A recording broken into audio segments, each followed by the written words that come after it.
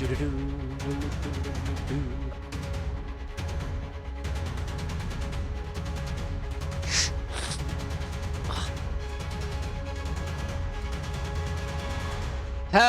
and welcome to February. It's the Byzantian Brewscast coming directly into your ears through various electronic means.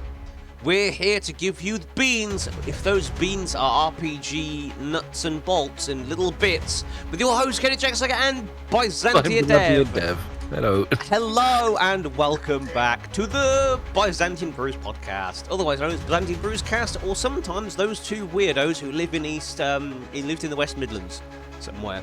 You'll never narrows find it down. us. Yeah, narrows it down a little bit. We actually live in Bag End specifically. I think I like. Do you ever like go down to the East Farthings? Well, they're pretty good. We've been saying this because we saw the re-release of Return of the King. So good. It's in cinemas on Friday. It was so good, and the cinema was super comfy too. It's like the proper couches. Oh. Little weird sticky seats. I feel like I've been up Mount Doom today. To be fair, You been on a walk? no, I've done day 2 of the National Running Show. Alex the Acorn's been very busy. I see. It's pretty much a 9 to 5 today with breaks. It was a long day. Wowee. But it's been nice though. Most of the event stuff. Got a load of free stuff. I told you about the chocolate milk, like protein drinks. Yeah. I got given a crate of them, and it took me like an extra hour to get home and had to walk this bloody crate, carrying it on my shoulder, literally like a labourer, just to get it back. Mental. The good chocolate. It tastes like chocolate. It's just chocolate milk, but plus protein. So I'm not complaining. It's good when a protein shake actually tastes of a milkshake, because I've had some shakes before, not just protein shakes, but like the Huel stuff as well, or like what is it? I think it was Huel. It was like really grainy. It's like ugh, and not very chocolatey. Unlike these mini eggs that I'm eating. We're not sponsored, but I know it's only February, but I love mini eggs. And they only exist for part of the year, so I'm getting my mini eggs fill in early. The mini eggs are seasonal now. They take a long time to grow. Yeah. Well, they kind of usually are seasonal. They only really appear around Easter. Like, you can get them at other times of the year, but they're not that common. Which is why people, like, hoard them. Which is really weird. It's a really weird phenomenon, like, around April, March time. That people just buy, like, crates of mini eggs because they know they're not going to be around in the summer. Imagine like a drawer, a cabinet just full of mini eggs. Loose mini eggs. just loose ones. It pops open like the thing with the skulls in Return of the King. Just oh yeah. Just spills out everywhere. Man dies after being buried alive in mini eggs. In fact, you could be killed by enough tons of mini eggs. It doesn't matter what the tonnage actually is. Yeah. That's like the Great Molasses Flood. But instead of molasses, it's just so many mini eggs. Also, a really weird way to go. Yeah. Now I've been getting people just raising awareness for a children's hospice today down the NEC. Nice. It's been a lot of walking, but it got to meet loads of really nice people. People are just curious, why is a giant acorn walking around? And lots of people just doing weird free stuff. They had a travelator thing that the challenge was to walk up it while they turn the traction up the other way. I see what you mean now about Mount Doom. Well, that's not it. I just feel very, very tired because I've done so much thumping about. Although, what I found out at the very end of the day was that apparently there was a little girl that was there on the first day. Yeah. When I was there till 1. she apparently came over to the stand and left a picture she drew of Alex the Acorn, Aww. and that's. I've been informed that I guess they asked me if I want a copy of it in the mail. I was like, you know what? Yeah, that'd Aww. be nice. So social media's gonna love that. I think it's really sweet. So yeah, That's adorable. it's gone down well. I've had fake fights with another mascot. That was interesting. None of us were really up for it, especially the guy who didn't want to wear the other mascot suit. But they're like, pretend to fight for the cameras. Like, okay, we're doing this now. Oh no. But I mean, it was all for the cameras. It's a right Yeah, laugh. yeah. And yeah, I can't it's been a believe I fucking can't heavy believe I weekend. missed Mutant League on tour. Mutant League on tour. Yeah, two mascot suits wrestling. Mutant League on Oh god, tour. yeah. You actually Well, participated in a live Mutant League event. Can't believe that. I now know what it's like when seals fight. When you can't quite reach your opponent properly, Big egg. flapping your arms really the direction. Wow. But no, it was a proper good weekend. I've earned some sleep after this, but it's been really nice and wholesome. And I got back in, had to lie down, and then just proceeded to watch Dark Souls because I like to live a double life. That's brilliant. It's been a time. Right, so what have you been up to? So other than my preaching session today, what else have I done? Oh, right, and the cinema, obviously. But other than that, like, I haven't really done a whole lot this week. But it's been kind of chill. I've been playing some Asphalt Legends, unlocking cars and stuff because funny car thing. Basically, Asphalt Legends is like it's a bit like if Burnout and Split Second had a weird vehicle car baby. So you've got like the takedown mechanics of Burnout, where you can take down your opponents. You've got similar kind of boost mechanic in that you can either do your nitro normally, or you can get a supernova nitro if you nitro while the bar is full. Also Right. timing it. You can take down opponents in various ways. It doesn't give you like a special camera though when you do a takedown, because partly because it's a multiplayer game as well, so there's an online aspect to it. You don't have to play online at all, but you do there's like leagues and stuff to get extra stuff. Yeah, Um, look at that. and it's like so there's like two types of jumps. So there's a regular ramp and a barrel roll ramp. So there is like barrel rolling and stuff. It feels very fast as well. You can play 3-lap circuits, but generally for the progression stuff, it's like 30 meters, 60 meters, 90 meters, 120-meter different events. So it's more like drag racing kind of thing, like kind of Hmm. length. It is a gacha, but you don't actually have to put any money into it. So you can Okay, like upgrade your cars, which is quite nice. without paying real money. Yeah, That's good. yeah. Of course, it makes things faster, and there's certain event cards that you would struggle to get without it. But like, if you actually persevere in the events, you can unlock stuff. And there's wild cards, so like if you don't get the pieces you need, you can always save up for the wild cards later.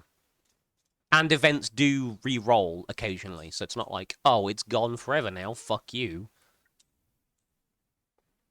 Like my Oh yeah, favorite one is there's one of two Peugeots in the game. They're both modern Peugeots, annoyingly, but it's the Peugeot Onyx that I've recently unlocked. It's like, yes, a French car.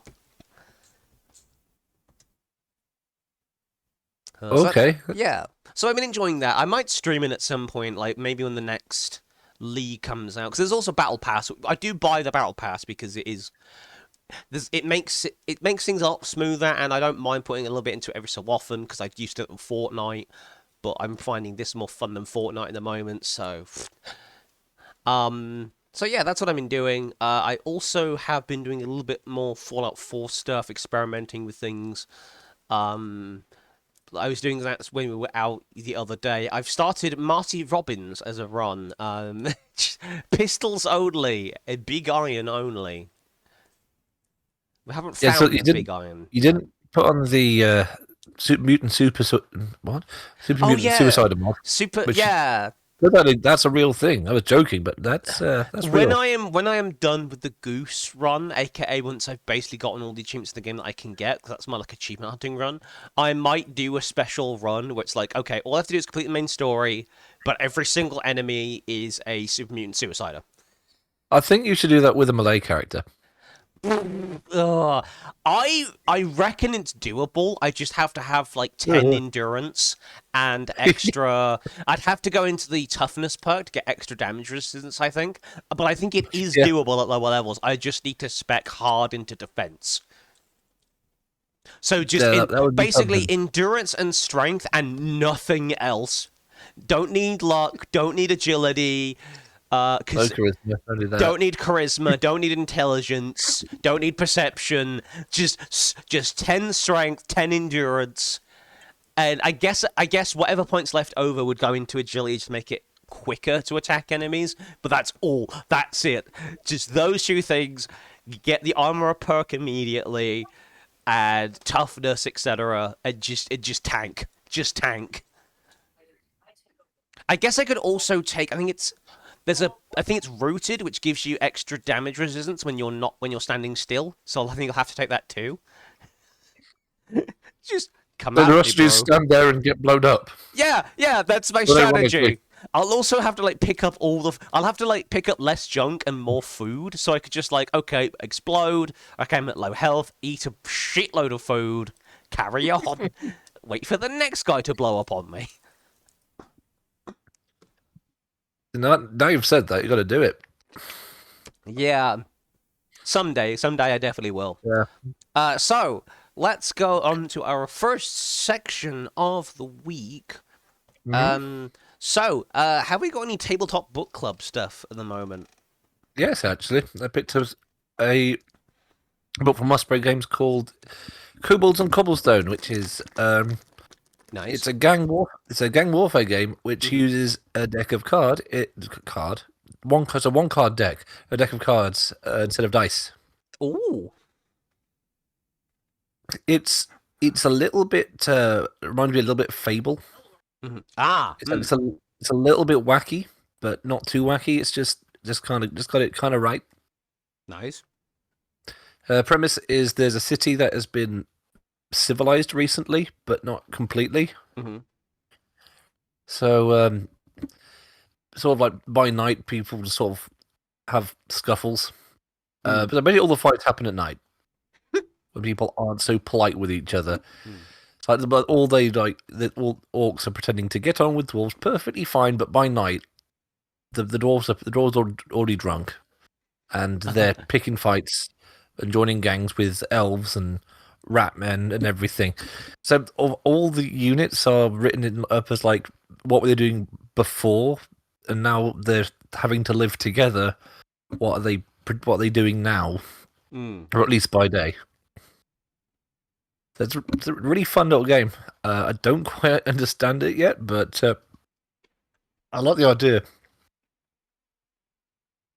Hmm. I nearly bought it because I was looking for stuff to potentially get some ideas for how to make like small scale skirmishing work in D&D and see what rules I could borrow and tweak.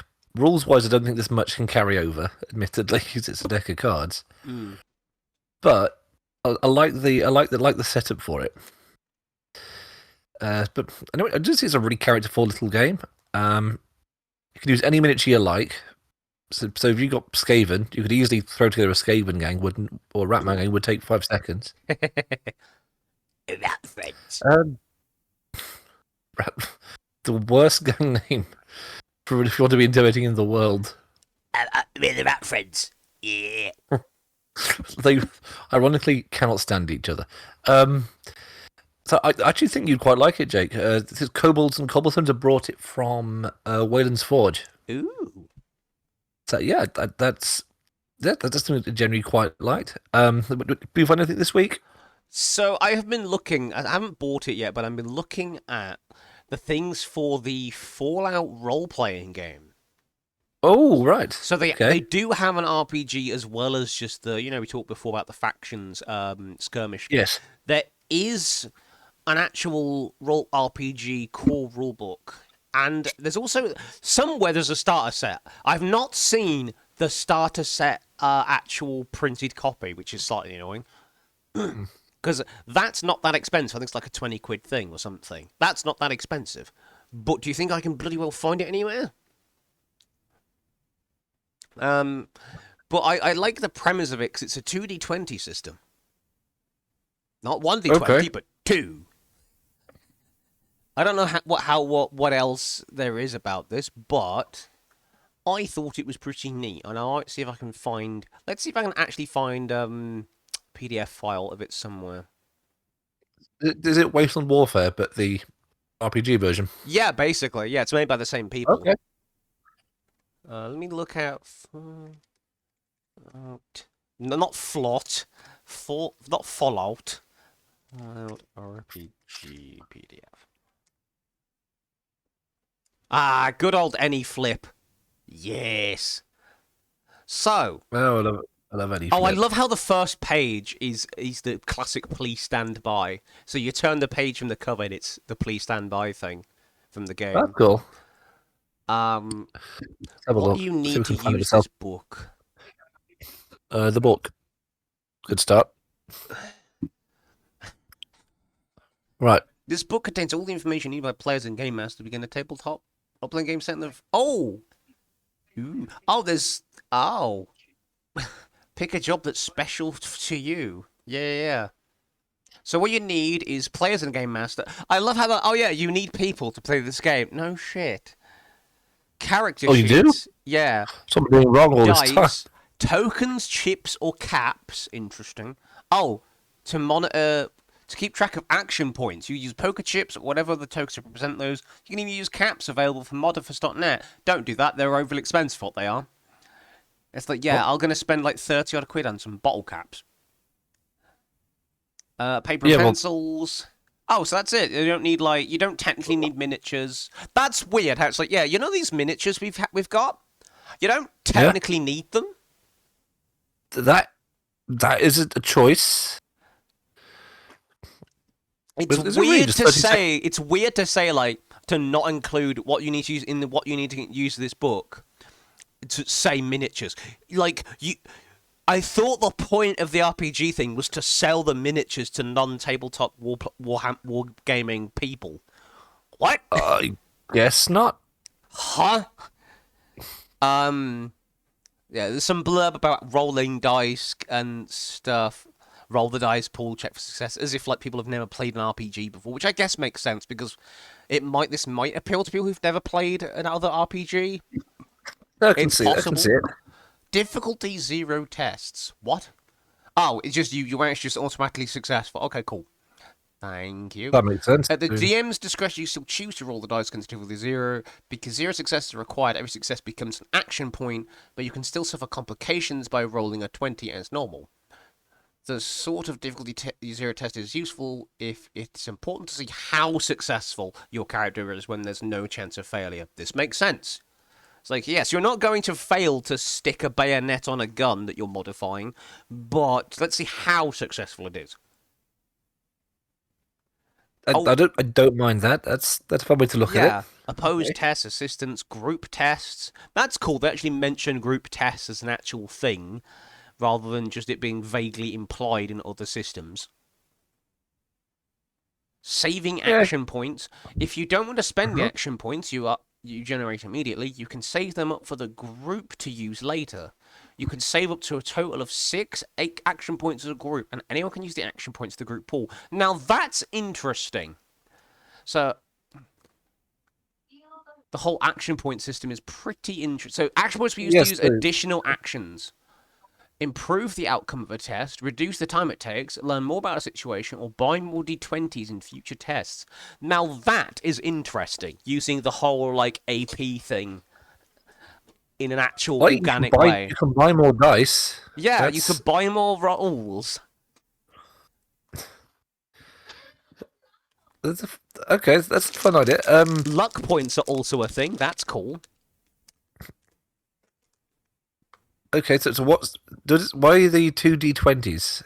Is that That's like a good question. is that like every roll is 2d20 or Let me look at the dice rolling section again. Um, Assemble your dice pool. You start with 2d20s, but you can buy up to 3 more d20s by spending action points. After you've added any extra dice and spending action points, roll the entire dice pool. Each d20 that rolls equal to or less than your target number scores 1 success. Any d20 that rolls a 1 is a crit success, which is worth 2 success. Oh my goodness, they did the thing! They did the backwards, what is it called? The classic D&D term from 1 and 2 edition. oh what? Why am I forgetting now? What about though? What's it called? It's got a Thaco! They did Okay. Thaco! What? Imagine So- Thaco, but everything. okay. It's a choice. That is a choice. Bit weird. Yeah, I mean, I have seen some systems sort of do this something similar, but that's like skirmish games. Like I know Frostgrave does it, Mm. where it would be 1d20 versus another d20. So you'd roll for damage, and then you'd roll for armor. Ah. So the armor would just subtract from the damage, and then you'd carry on with what was actually getting through. I do like the idea of being able to buy additional d20s to add to your successes. That's interesting. I suppose it's a bit like Fallout. it's a bit like using VATs, I guess. That's probably what that's about. But VATs for everything. To be fair, that's how I played Fallout 3. It's also Because until interesting Fallout 4, that the example they use here for rolling a thing, the example they give, Nate needs to find out if Codsworth is okay, as he's been on his own for more than 200 years. They've actually referenced Fallout 4 in this section. That's kind of cool. The first main charisma check of Fallout 4. Oh yeah, I forget because I always found a way to just do the stupid names because the voice actor just said like 2,000 different damn names. Does that technically mean that, since this is an officially licensed product, that Nate is the canonical name of the male main character in Fallout 4? I guess it is. What a stupid I've heard worse names. Yeah. Could be like Braden. Oh. It's sorry if your name's actually Braden. It's just I associate it with like young adult novels. Are the really terrible ones? I am the lone wanderer, Reginald. No nomad's ever been called Reginald. No, like steppe tribes have ever like cowered in fear from Reginald. I think you'd be laughed out of nomad school if your name was Reginald. That's how that works, by the way. Nomads go to a special school. Oh yeah, you've got to train to be a nomad. Yeah. Get your license. So from what I'm seeing of this so far, first of all, the art is fantastic. I always love the art direction of Fallout stuff. It's just it's so good. Initiative is a thing. It seems fairly. I was going to say it seems fairly bog standard. Sneak attacks, things like that.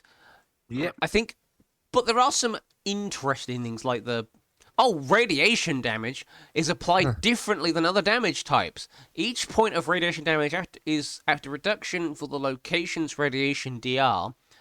Reduce the character's maximum health rather than their current health points. If it's reduced below their current health point total, then their current HP is reduced as well. So it's like in the game. Radiation damage is only reduced by a target's radiation damage resistance, called the location hit. If the radiation would affect the whole body, like an environmental effect, then the character or creature's lowest location of radiation DR. In all cases where a character would suffer radiation damage and another type of damage at the same time, mark the radiation damage after other types of damage. So it's cool that mechanic is actually in here. That's Definitely very Fallout, but definitely very unique in RPG terms. I think usually the only things that I remember from 5th edition D&D, for example, that reduce your maximum hit points is vampires? Yeah, vampires, and I think, well, no, shadows can sort of do it through stat reduction. Yeah. That's about, yeah. I do like the idea of things being able to reduce max health because it does give players and the game master a way of kind of getting around a overly healy group. It's like, oh, these guys can just heal past everything. Well, they can't if their maximum hit points are reduced. Bastards. Yeah, did you ever try using was it the radium gun from Fallout 4? Oh, the The gamma radium gun. rifle. Yeah. Oh, that. Oh. Oh, yeah, that one was crazy. I There's never the. quite got that to work properly, but definitely tried it. Yeah. Because it's like Probably wasn't figuring out the. it was doing the right damage. Yeah, it's interesting because, like, obviously the children of Atom use the gamma guns, which don't technically deal direct damage. It's all rads. But, Yeah. like, that can be pretty scary because a lot of, like, armor doesn't have good rad resistance. So unless you're, like, in a hazmat suit or power armor, they will just cook you. Literally, Yeah, probably. yeah, quite literally. I remember never quite figuring out how to kill people with it, because it works a lot better on you than it works on the NPCs. Yeah. Yeah, I noticed that. Because most NPCs are, like, usually pretty rad resistant, except maybe raiders. That's a weird choice. You'd think ghouls. No, ghouls heal from it, Ah, right, yeah, makes, yeah. which makes sense. But yeah, like raiders are like particularly susceptible to it because they don't tend to have rad resistant armor, unless they're the rare power armor units, which I think only appear in like 3 places normally in game. I think there's only like 3 spots where they can spawn, 3 or 4 spots. Ooh, Yeah, radiation recovered is only by right away. Other chems or consumables that remove radiation damage. Cool. So there is obviously things like Radaway. So the environment is going to be a massive thing here. So mapping environment, distance and ranges, movement in zones. Okay. Environmental conditions. Cover dangerous objects. What? Oh, mines, of course.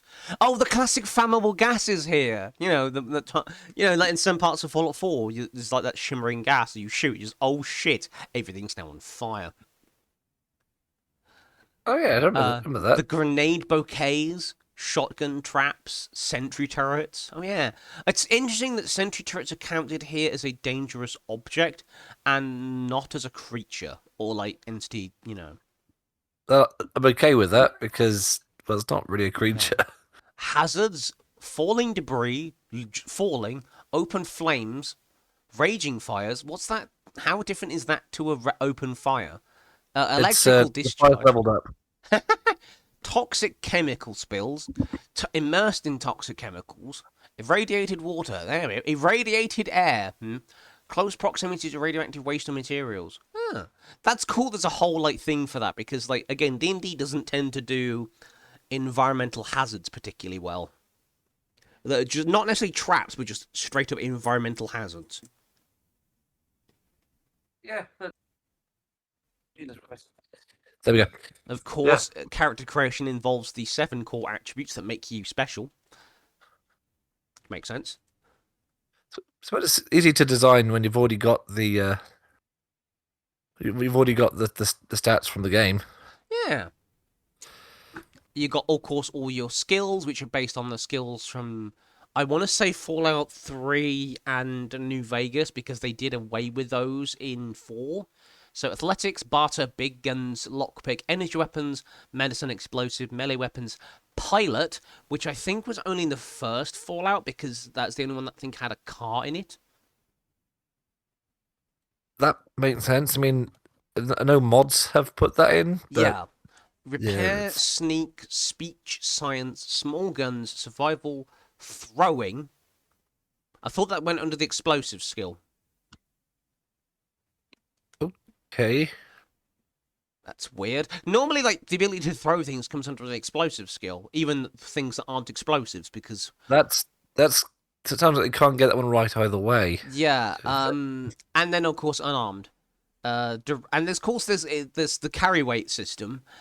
You can carry a base of 150 pounds plus your strength attribute multiplied by 10. You can carry more by using perks, increasing your strength attribute, and using equipment with extra carrying space. This makes sense. Over encumbered. If the total weight you carry exceeds your weight, all tests testing your strength, all tests using your strength or agility increase by +1. You cannot take the sprint action and your initiative is reduced by 1. This makes sense. If you carry 50 pounds or more over than your carry weight, then difficulty increases by a further 1 and your initiative reduced by a further 1. Each additional 50 increases dependence by 1. Makes sense? If you're carrying twice your carry weight, you cannot move and automatically fail any strength or agility based tests and your initiative is 0. So there is actually a whole, don't carry too much, you idiots thing, which I actually quite like. Yes, I was just thinking of all your playthroughs and you're picking up every single can and spoon. It's useful when because No, I go hard on the base design, so it's really you're useful. right, but I've never seen you not do that with your characters. Because so often it gets to mid or late game and I'm building something and I run out of fucking steel. No, I don't get why. Just you do that with every character. Yeah, it's very funny. And you got to remember that cans and spoons only weigh 0.1. That's true. And they're worth 1 steel a piece. So it's like you pick them up when you can because they're useful like that. Just imagine imagine like the raider that kills you just going through your bag and there's like 10,000 spoons, like a spool of wire, like 22 cups. You have no idea what to take. Well, raiders probably wouldn't understand the use of those things anyway. I've never seen a raider build a settlement. Probably just take them. Yeah. But probably, yeah. But yeah, that's I might read more of it next time. But that's the whole thing. Oh, Origins, Brotherhood Initiate, Ghoul, Super. You could be a super mutant. Oh, that sounds fun. You could Mister. I love that. That's a player race. So you come into all Super Mutant Squad. Yeah, Survivor, Vault Dweller. That's all of them in the base book anyway. I love that you can be a Mr. Hando specifically. Wait, he's holding geese. No, mister. You can't do that. What the fuck? Did they know you were going to buy this book? They're like, you'd better buy this book or we're going to shoot these 2 geese with a shotgun. He'll do it. It's on page 55 if you got the PDF up. It's got a hunting hat and everything. Bruh. I wonder if it's got the Weird Wild Wasteland perk on. Increase special attributes, tag skills, and buy things. Perk list: Action Boy, Animatum Skeleton, Adrenaline Rush, Animal Friend, Aqua Boy, Armorer, Awareness, Barbarian, Basher, Better Criticals, Big Leagues. Bloody Mess is in here. Oh, that bloody mess. Centimass. What else is in here? Dog meat is just, I guess, gives you dog. Yeah, you have a pet dog. There's a perk that just gives you a dog. Brilliant. That's a cool mod. I like that one. What else is in here? Oh, Gunfu. What else is in here? I'm in I at the moment. Lead Belly, Life Giver, just increase your maximum health. Nice. Junktown Jerky Vendor. The difficulty of any charisma-based barter test you attempt to buy or sell goods is reduced by 1 to a minimum of 0. So it just increases your ability to barter. That's cool. Light Step, so you don't trigger fucking mines. Brilliant. Mysterious Stranger, yes. You can't have a Fallout-based anything without Mysterious Stranger in it. Did they keep the 2? Was it Lady Killer and the other one? Yes, Black Widow. Yes, that's in here. Yeah. What else is in here? Scrapper. Yep, so you can salvage uncommon and components. Nice. Skilled just gives you more skill points. Slayer, yes. Steady aim, strong back, tag, terrifying presence. Ah, yes, I remember that. 'Cause that's some in New Vegas. That's some unique dialogue options. Oh, there's no Wild Wasteland. Ah, Oh, dang what it. with the lottery? Who won the lottery? I did. Wait, what? Ain't no way. Hold on, I wish I could take a picture of this. So, on page 75, there is a cool image, right? There's a cool image. Yeah, Of like, I guess it's like some big junk town. But there is a yeah. Subway sign on it. And by Subway, I mean the brand Subway. That's That's okay. weird. That's really strange. Are you sure they didn't put Weird Wild Wasteland in there? Sounds like they just put it in the rule book. What? They just put it in the rulebook itself. Yeah. That's so weird. There's there's the Subway sandwich sign there. That's so weird.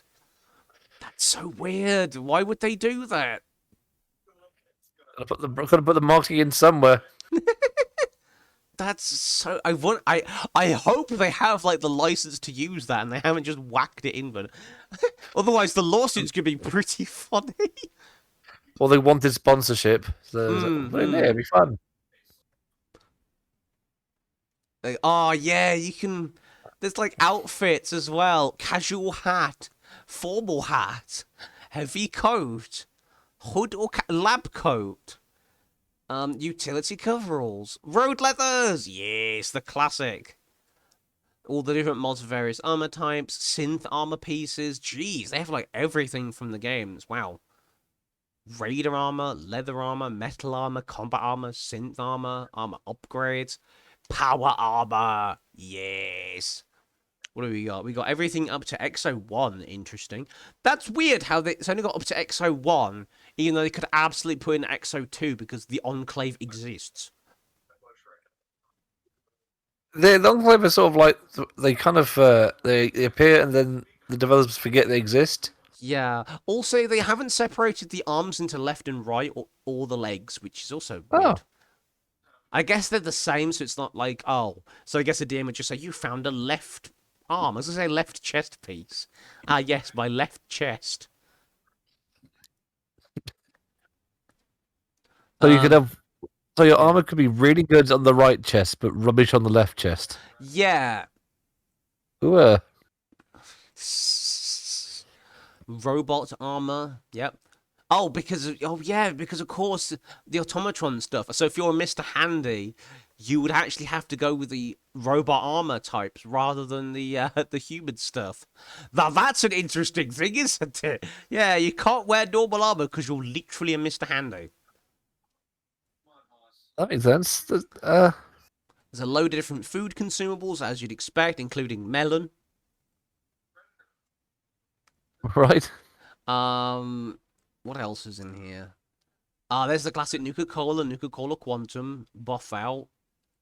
I'm now curious. I'm now looking at the whole thing to see if there's any more weird brand inserts. I'm so confused by that. Got to be Nuka Cola branding, right? Yeah, That's, yeah. There's Nuka Colas in here. There's a picture of Nuka Cola bottle. That makes sense. Is that the airport from Fallout 4? I think it is. They actually have the correct plane style. That's cool. I think I'll call it there on this book reading thing. It's interesting though. I definitely want to pick this up at some stage. It looks fun. that sounds like there's a lot of porting already. Really done the homework on that one. That's quite Yeah, good. they've ported over a lot of stuff from the video game. I suppose because the video games exist, they've got kind of a framework to work with, which makes sense. So, let's move on to critical fumble then. What's our critical fumbles of the week? In terms of you know what, there is something I just remembered. Have you been let me double check which one it is. I'm trying to keep track now of all the falling out between board game people. Huh. There's a lot of it nowadays. I keep seeing. Mm-hmm. Oh no, I remember. So there was a project to do like an Asian inspired sort of D&D setting called Tian Sha, Uh-huh. and it was supposedly kickstarted for $300,000, so no small amount of money. Oof. And a few things have happened. One, they because it was set in the general premise of Asia, which is pretty broad. Yeah. A lot of people went, "Oh, cool, ninjas and samurais," and people are ready up saying that'd be cool to do that and rejig that class. And then I think the idea was that they do more than just Japan, which is fair. But a certain Redditor, I think they were called like Lucky Panda, I think they go by, went completely like torched the place and decided that rather than just let people talk about samurai and ninjas in a D&D setting based loosely on Asia, they decided no, they're going to ban all mention of those two things and only allow topics that are about other parts of Asia. Why? Weird power tripping, I can only assume. So that's a whole Like, I thing. could understand limiting it. Like, okay, guys, look, this is really cool, but there are other parts of Asia that exist. See that I could understand. That's if you do it in a that's sensible. If you do it in a non-preachy way, yeah, there's no problem with it. But the more pressing problem is that this is not an official product. Yeah. And they were marketing it as, oh, it's going to be like Baldur's Gate 3, and it's going to be for Pathfinder. They do not have the license to use the Pathfinder mechanics to make money. Yeah, that's genius of them. Well done. But it's kickstarted for 300,000 already, so... Oh, boy. Yeah, so that's not gone well. I can imagine. Yeesh. Yeah, so have you heard anything in the tabletop space, or I mean, I'm trying to keep it more to tabletop now. Yeah, I haven't seen anything. I haven't seen any fireworks and tabletop stuff at the moment. But you and I were talking on Wednesday about the new 5.5, I guess, D&D stuff, of how somehow the books are smaller in the new edition than they used to be, and yet they're charging the same price, if not more, for them. Yeah, how does there that was work? the new. It's a weird thing they've done. So keep in mind, you haven't bothered to buy them because they're between 40 and 50 quid for one of them. Yeah. That's an investment. But so they've done a whole book for the class, for the artificer class. There's one just for artificers. Don't know why they didn't just introduce them in the reboot, but sure, that works fine too. It's not a big book. It feels like microtransactions, but macrotransactions for Kind of, yeah. RPG stuff. It's like, yes, we're going to sell you an entire class separately that we could have put in the core book. You notice the art style's different as well. Yeah. Like, they don't have the weird red and black border that they... Like, even the more recent D&D books always kept as part of the 5th edition thing. Their, like, house style, as we call it in the graphic design sphere, has just gone completely out the window. Which makes sense, because Wizards of the Coast is completely destroying D&D's identity in the modern day, so it's poetic. I look at the covers, it's a lot of that weird art style where everything happens in strange voids, where everything's inexplicably foggy. Yeah. It just changes the colour of the mist. It's very weird. I know that's not what it's meant to be, but the backgrounds are never really clear with this art style. Mm. I don't get why that. Makes it look a little bit AI generated to me, even when Probably it's not. It is. just it Yeah. might be. It might just be. Let me So have a I look think at I'd be one of spending these. money on that, to be honest, because it's. I mean, it. I mean, it must be really bad to be a fan of the Artificer class because you've just got to pick one version of it and stick with it, even if it's out of date, because they keep changing it, then taking out the game, then putting it back in the game. Mm. How do you keep up with that? It's also kind of weird. Like I'm looking at the art for the player handbook, and it's like, are the people supposed to be the focal point of the shot, or is the dragon? And why does the dragon look like it's made of like katsu noodles? What he looked like he made of yakisoba. Too much hair. Why you Oh, give? I thought I was going to mention the classics. So is the dwarf bakery pictures pretty infamous, and the weird, not quite Mexican looking orcs. Yeah, it's an odd That was. choice. I mean, I mean, one way it's pretty funny because Yeah, it's also weird how some they've gotten rid of the classic D&D logo. yeah, that's like the one thing you want to keep is the logo. People look and go, "Oh, I know what that's meant to be." Like you've got the middle bit for the and, but they got rid of the D's to the side of it. Just put Dungeons and Dragons as if we don't know what D&D is shorthand for. And Also, it's kind if you of. know someone that's brought one, you Do know you what it know? means. Essentially. Have you ever seen that meme of Obama giving himself a medal? Yes, That's what the bit at the top of the player handbook reminds me of. The world's greatest role-playing game in red text at the top. that I mean, I would drop that if I were them now because Yeah, I'm like, bro, giving yourself a fucking handshake much? The old books did not yeah. include that. Do they not? No, Okay, actually, they was did, that a but it fifth was at the edition only thing? bottom. It says it's at the bottom and it's not quite so obvious. Oh, that's cheeky. Because it'll be part of a 'Cause sentence, so everything a player needs for characters for the world's greatest role playing game. It's at the bottom. And not all books had that. I think it's only the core ones. was that from fifth edition, or That's have they 5th done that edition, before? yeah. Oh, I'm not sure. well, that's But even weird. so, it's just like, yeah, at the bottom, it was far less noticeable than at the top above the title. And Maybe above the Dungeons Dragons bit itself. they're getting a bit shy about it now. Yeah. Yeah, that's a bit presumptuous now because there's more RPGs than ever. Yeah, I'm just like, bleh. A lot of people ported to Pathfinder now. It's also telling that it's in red text, so it's even easier to spot than in the white text at the bottom of the previous editions. Just a reminder. Yeah. It's a bit like saying, here's my penis. Behold. Edit that image. Just edit the cover, just here is my penis, behold.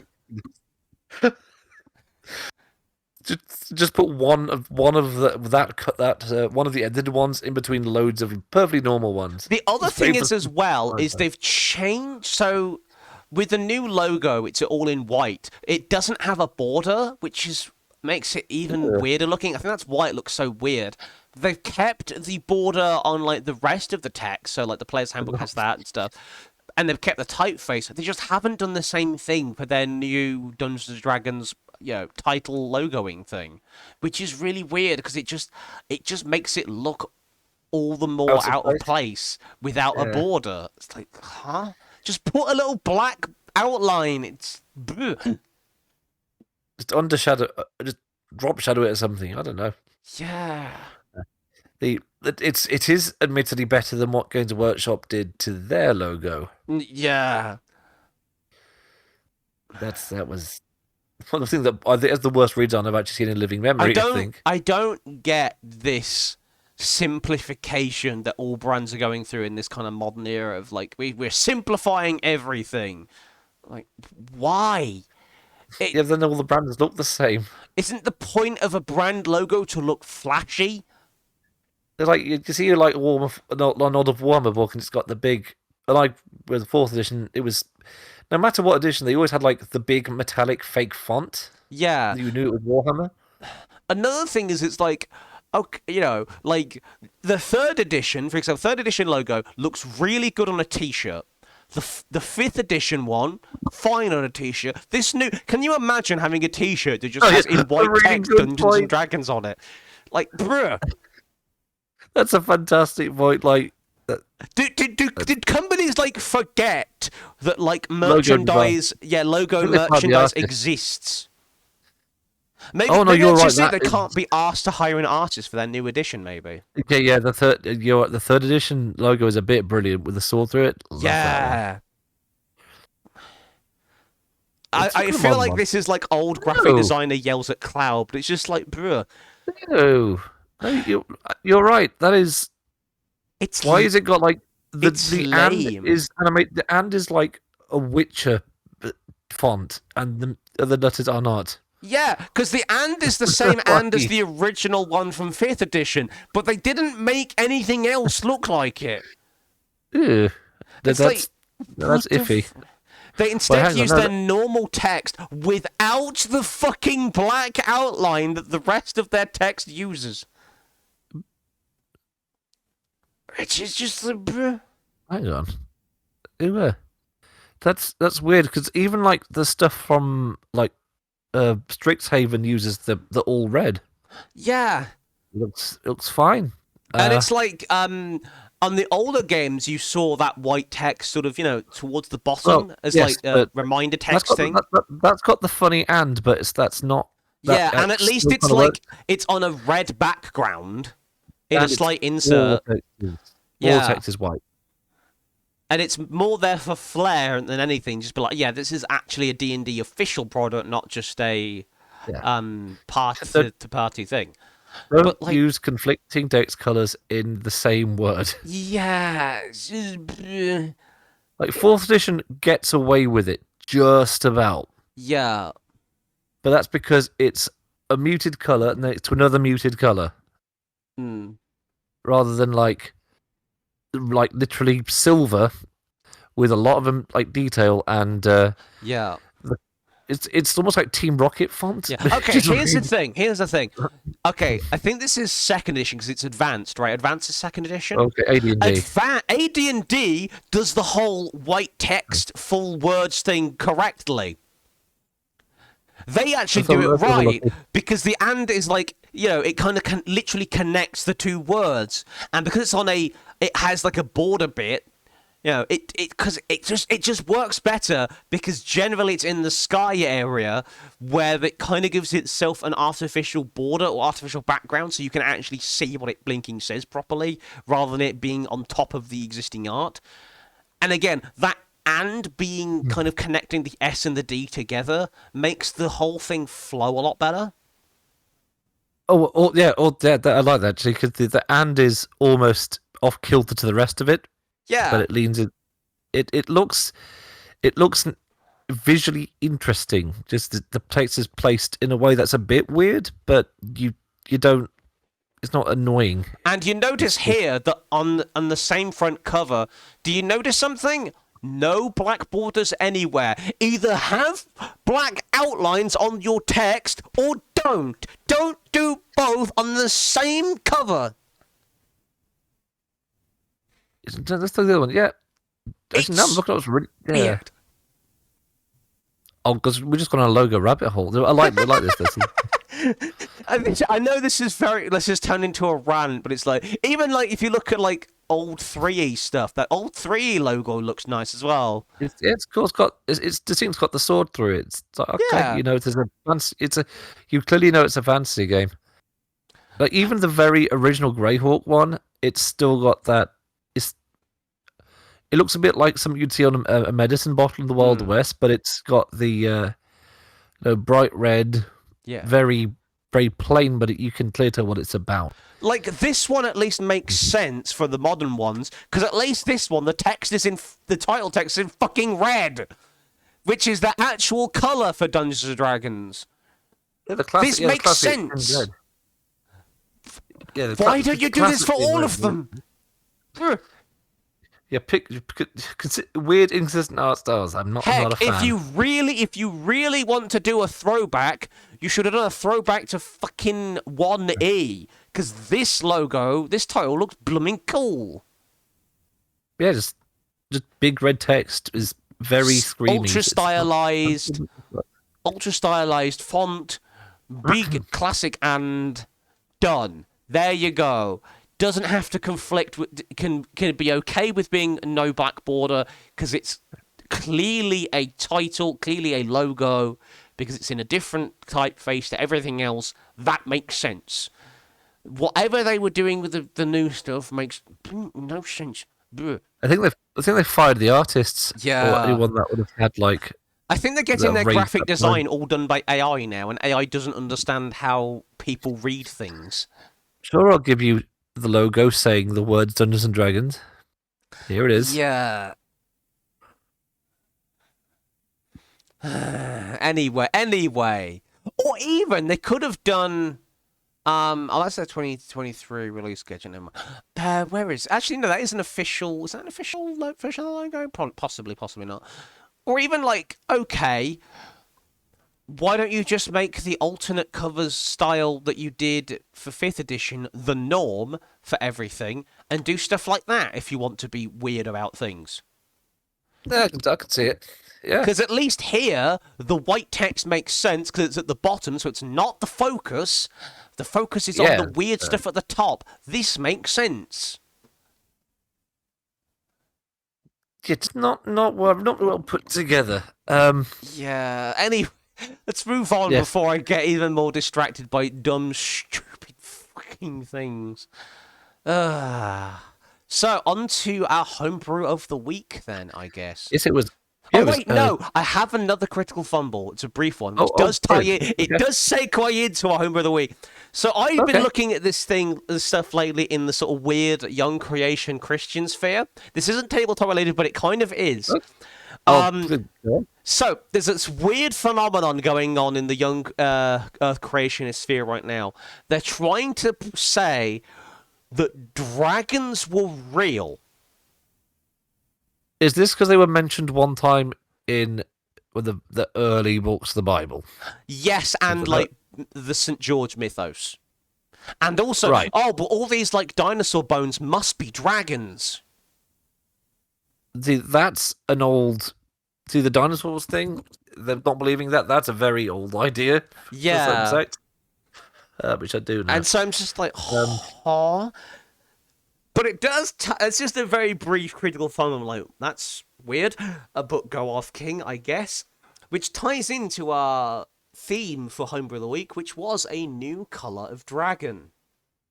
Which yes. hopefully isn't real. Yes. Well, I haven't remade an old dragon, although it does share a colour with it. This dragon is brown, but rather than the actual brown dragon, which lives in deserts and has a weird, like, pair of sail wings. Mm-hmm. I made an aquatic dragon, so it'll be fun. Nice. So I called it the mangrove dragon, because that's kind of where you tend to find them. Mm-hmm. And just started with the adult version, because I didn't quite feel like doing the whole, age list immediately. So based off the green dragon, with a lot of its stats, that felt just about right. What its defining traits? It is incredibly petty and vain. It's sort of like what would happen if you know how the white dragons are depicted as being kind of animalistic, but a little bit stupid by comparison, but really cunning. I sort of did that, but made them actually intelligent, but not in an academic way, and really, really vain and petty. Because the thing that I like my dragons petty because they're always fighting something, usually another dragon. So the whole thing is they make whole like stretches of river or decide that's my domain now. This is just what's gonna happen, and they can do this by using their breath weapon, which I like the two-use breath weapon thing. So it's either a stream of air, which is like the standard blast hurt thing, although it does deafen people, because I imagine that's sort of what concentrated air would do. Like if you went in the eye of a storm, it would be stupid loud. Yeah. But it can use its breath to create a whirlwind or whirlpool, depending on if it's underwater. Makes sense. So it literally uses this whirlpool breath to basically block off the entrance to its lair. Clever. But because this happens in like a big stretches of river and they're all winding in different directions, it's pretty likely you're going to have at least two dragons in the same body of water, and they both probably don't like each other. Mm. They're quite possessive. They don't. Their hoard's a bit different, because they don't hoard like treasure in the same way that other dragons would. They love their main hoarding item is wrecked boats. They just love to smash boats, and usually eat the people on those boats as well. Mm-hmm. They just like just smash it with their tail from below, let them sink, and rather than like move them or curate them, they just like to remember that they did it. So they just leave the boat where they were. It's just a weird way to just make so their layer might start out really just like a river, but the more boats they smash, it becomes like this proper tangled mess of a stretch of water. Hmm.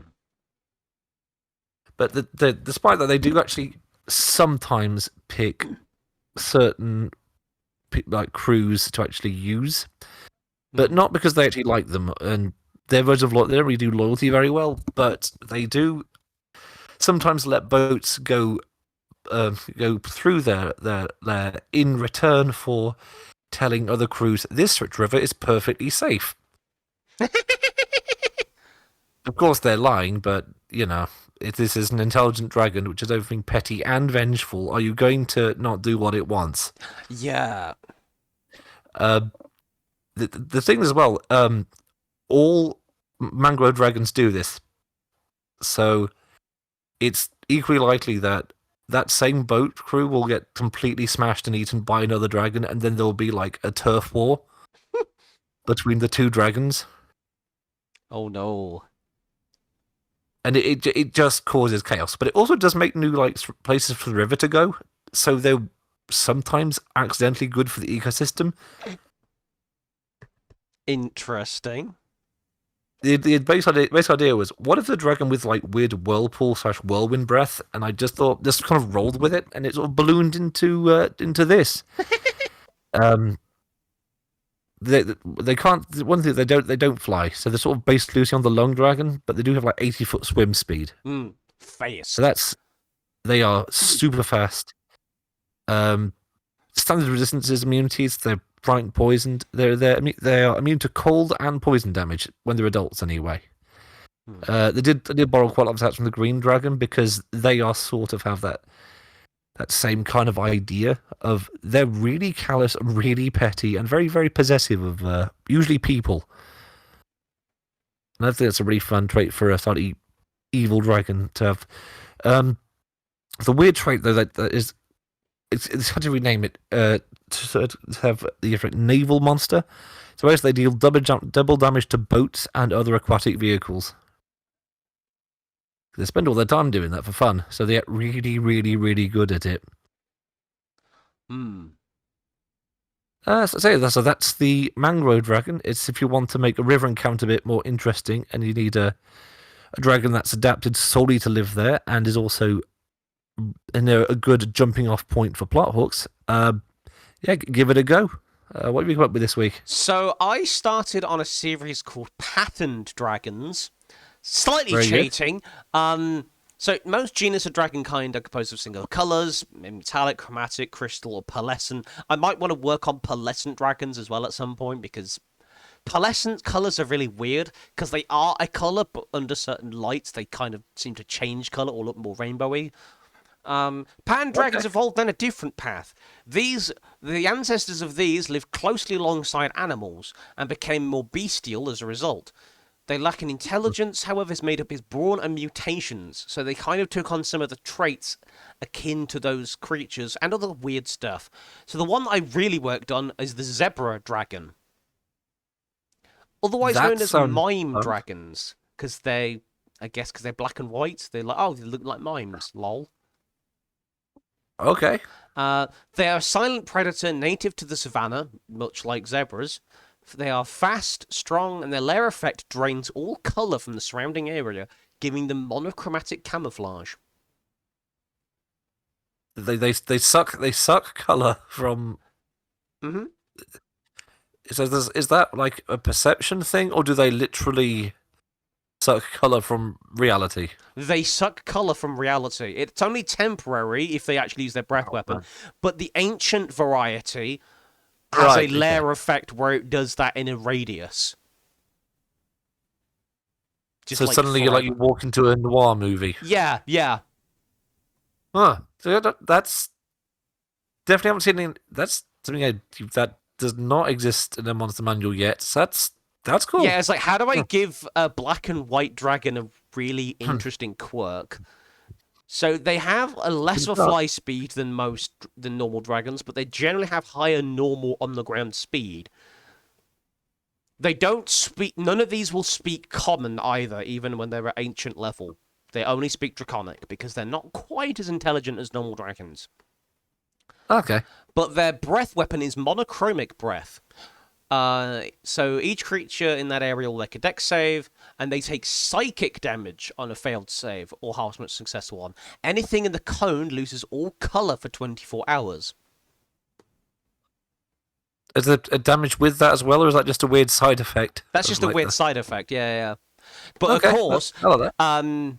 the adult dragon specifically has an ability where when they're in an area drained of color, they have advantage on stealth checks.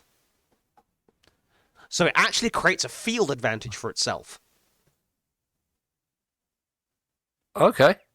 Just to give it something a little interesting. Their bite also doesn't deal an additional damage type, it just deals extra piercing damage. That I don't hate that. I like the idea of using magical variants of like slashing and bludgeoning and piercing damage. Yeah. That that's I don't think any way to get resistance to that either as No. well. And I When did it, some notes for other types that I could work on in the future. Leopard dragons that create miniature black holes because they have spots, and black holes are kind of like a spot in reality. right. Alligator dragons that don't have a breath weapon, but they can shoot their tails off like a ballista because alligators can That's detach their tails. that's a really fun idea. Okay. They also have a toxic bite akin to Komodo dragons. I mean, toxic akin as in like disease, because again, reptiles do That's a that. really underused mechanic as well. Yeah. Snakeskin dragons that can shed their skins and can animate their shed skins as like almost like draconic golems. Okay. Uh, Those all sound good. Yeah, tiger dragons, which don't deal damage to their breath weapon, but instead invoke the fear effect and are very aggressive. Okay. Bovine dragons, which tend to find themselves protecting cows because they see them as kin. Their breath sac evolved into an udder type thing, so their breath Oh. weapon became a vomit of thick milk. Thick and Oh. sticky milk. And their roar sounds like angry mooing. Oh. Yeah, they are weird. And then you have the opposite of the zebra dragon, the peacock dragon, which has feathers in places, and their breath weapon is akin to the spell Color Spray. And they really don't like Nice. zebra dragons for obvious reasons. They're just black and white. What's that about? Yeah, it's like, this isn't colourful, how dare you? Draining the Do colour out are of they my not- lovely lair. They just they just the anti version of that. Yeah, because they like colourful things, and they like, because they're like peacocks, they do a lot of peacocking, and peacocking doesn't look quite so magnificent when everything's black and white. Do they like have the inverse effect? So they create color. So yes, they make things more vibrant with their breath weapon, and the effect of it is like the spell Color Spray. You know, like how if you ever played, no. you've played Oblivion, right? So you've played the Painted Yes. World quest. Imagine the Painted Oh, World. yeah. It does that. It makes things just like as if they've turned the color contrast way up. Those all sound like really solid ideas. I do have an if you're going to work on the tiger one though, if Hmm. you could, the idea could be if the so maybe if so like actual tigers prefer to attack from behind. Ah. You could incorporate that into how it. So if it frightens them, then whatever it does next, it would Hmm. rather do or is does It more like damage gains a to or something like bonus that. when attacking the Yeah, opponent's back, basically. That makes after it sense. frightened them. Yeah, Yeah, yeah. those all sound like really solid ideas. Yeah. Everything next, or onto the wheel? Let's do the wheel first. Yeah, to the wheel. So we have Marty Robbins, Insectoid. Also, I just wanted Oh, to yeah. mention, the person who gave me the idea for Patent Dragons was my mother. Because I was talking to her All right. about the stuff I want, the thing that I was going to do for this, the topping dragons. She's like, why not do like animal print dragons? And she thought, like, bless her, she thought that's a silly idea, isn't it? I'm like, no, that's a genius idea. It's certainly different, and I don't know why that's not been at least attempted before. Fair enough. Yeah. Yeah. So yeah, so Marty Robbins, Insectoid from the Mist, Impractical Object, Worlds Collide, and it's spinning around. Solar powered.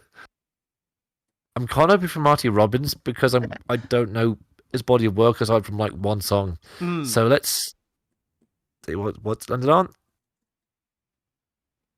Oh, Worlds Collide. Hey. This opens up a lot. This might not be a D&D one. Hmm. So So just for Worlds the Collide, audience, so whatever you make of that. yeah, so I guess the concept that we came up with for those at home was an idea of just basically a crossover thing, so two different weird things Yes. put together that possibly shouldn't be put together. Oh, I just so the things that aren't meant to go together. See, that could be That funny. also works, yeah. So things that either work together or like how maybe one world might interact with another if they're like too close to each other, that kind of thing. If you've ever seen the series Fringe, where there's like the weird alternate universe where like I've seen a few clips from that. yeah, there's a Whereas, whole thing of like the two. They would like, there was a parallel universe that kind of was really close to the other one, and so that caused a shitload of problems, including weird amber in places that amber should not be. and sentient cartoon characters just walking among people. Yeah, But that was a whole bit. Okay, yeah, that'll be an interesting one to think about. Um, everything. Let's go on to closing thoughts. If I remember this rightly. yes. Our closing thoughts. Oh, My there was first. one small section I want to do. An occasional but new section, Oh which yes. is weird tabletop merch. So anything that's Okay. tabletop merchandise that isn't necessarily required to play the game, but is particularly strange. As an example, do you remember in the early days of 5th edition where they had a product which was literally just book tabs for the Dungeon Master's Guide and stuff? You have to remind me. Doesn't come to mind. I think the book tabs. Yeah, it was like little sticky tabs for each sections of the thing. So there's one for player handbook as an example. Where's the chat?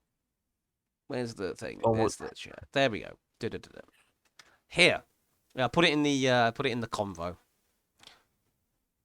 They decided that giving people little sticky tabs was a worthwhile product to make, which, if it wasn't, expensive, would make sense actually.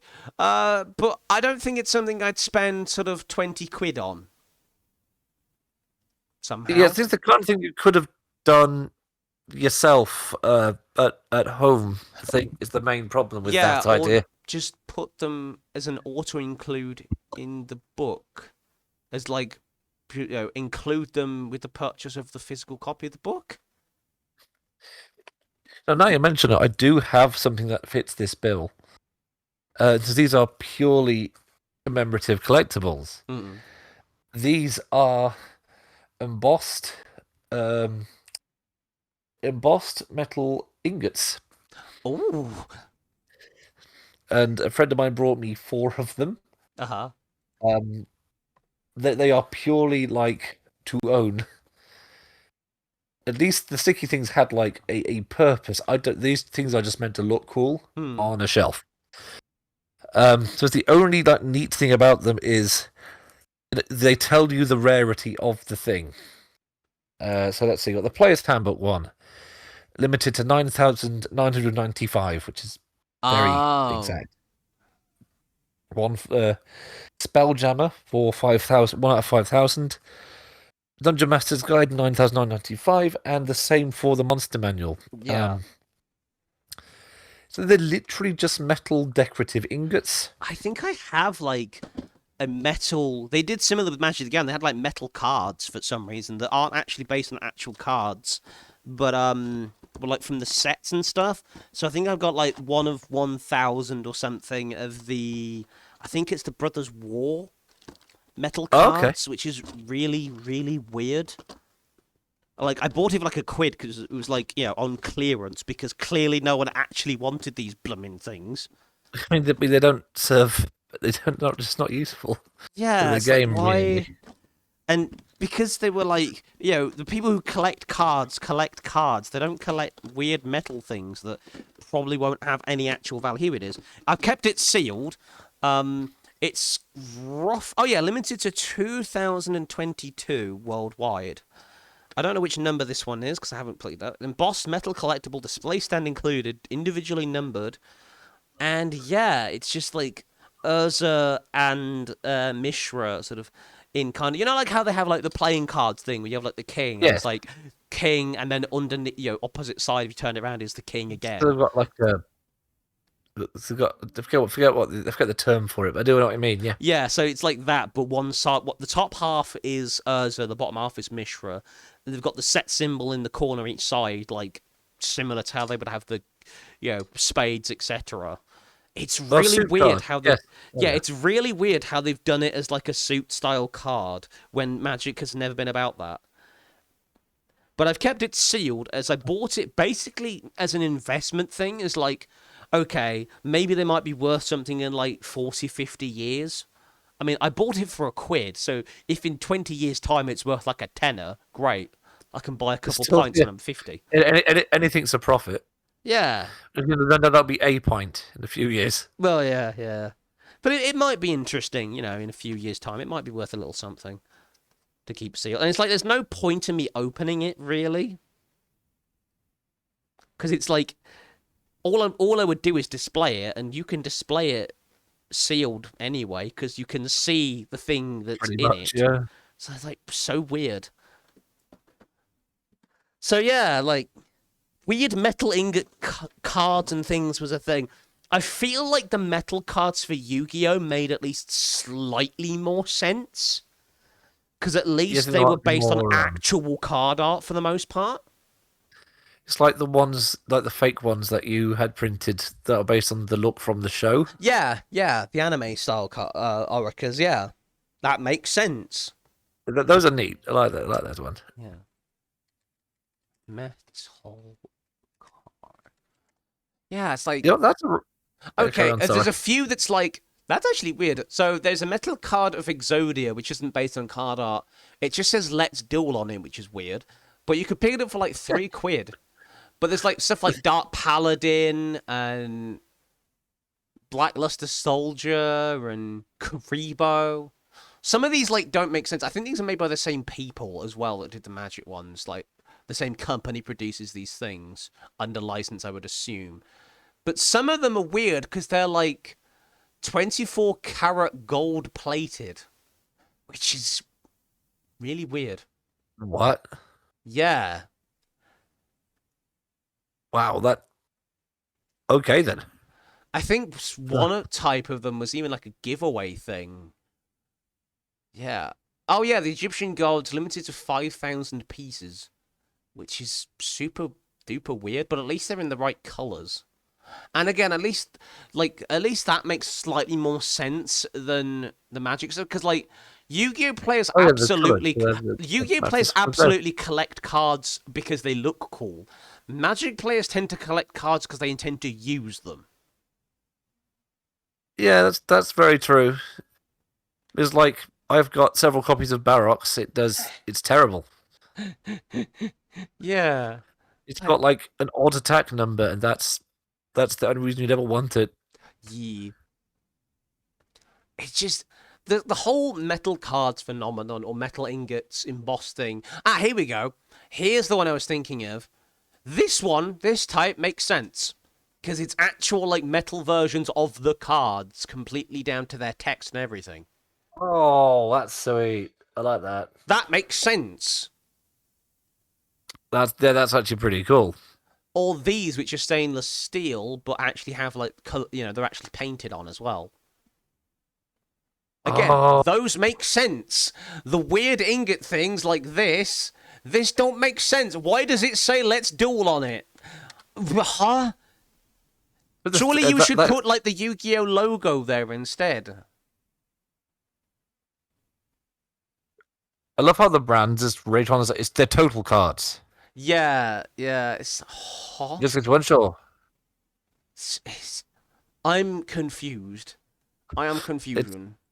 It's certainly a choice. No, that's a good bit. I'm sure I've got a number of games that have weird bits that you don't use. Yeah. I'll think about that next think about that for the next time round. Yeah. Closing thoughts? Closing thoughts. Right. Yes. I'm just glad it's not January anymore, to be honest. I'm hoping that the weather's going to start improving, because it's been very cold. Can we not just have grey and wet, please? Yeah. And wet. It's giving me like seasonal depression or something. It's just not fun. I will even settle for grey but dry at this point. Give me mild. I'll take a few. Yeah. Mild. Grey but mild and dry, please. Please. Ugh. Oh, yeah, there is one closing thought that I just completely forgot to mention. I don't think we have to put this on my CV, but there is potential talks of certain charities looking to redesign their mascot at some point. And I have used their mascot about quite a few times for certain things. And I'm fairly sure they actually kind of want to let me know when they're going to plan it, so I can give them a few pointers on what it's like to wear them. Hey, nice. So I'm technically I might be advising some aspects of a new mascot design. Nice. Which is a bit of a weird thought. No idea when this is going to happen, mind you. Nothing is planned with it. But that's just kind of a weird thing with my very odd expertise into. And I look forward to a slightly quieter week next week. I mean, I've got 2 events on, but I'm not running around the NEC all day, so it will be an easy week by comparison, and I'm very much looking forward to it. Yeah, that'd be nice. Ugh. Right, Yeah, so thank you guys so much for joining us on today's podcast. It's been fun, it's been cool, it's been a rant, we have discussed mostly. Lots of odd topics. But that's the fun of it, right? We've actually kind of kept things more tabletop themed than usual, which is nice. When we skip a week, it gets weird. This happens every time. Yeah, so let's raid RoboPrime Games, who's playing Elder Scrolls 4 Oblivion Remastered, which is a game we mentioned today. So there you have it. Right. So thank you for tuning in. This is Carrie Jacksack. And I'm Zantidev. And we'll see you guys next time. Until then, roll for initiative. I'm trying a new thing. That's why. That's why I let you go on at the start of these, because you never say the same thing twice. Yeah. Like, where are you going with this? Where are you going with this, my boy? It's always interesting. I just want to know before I jump in. Right. Dear. The raid message is now down below, and if you'd like to support the channel or the stream or anything like that, down below. Let us know. Check the links below the stream for ways you can support the channel.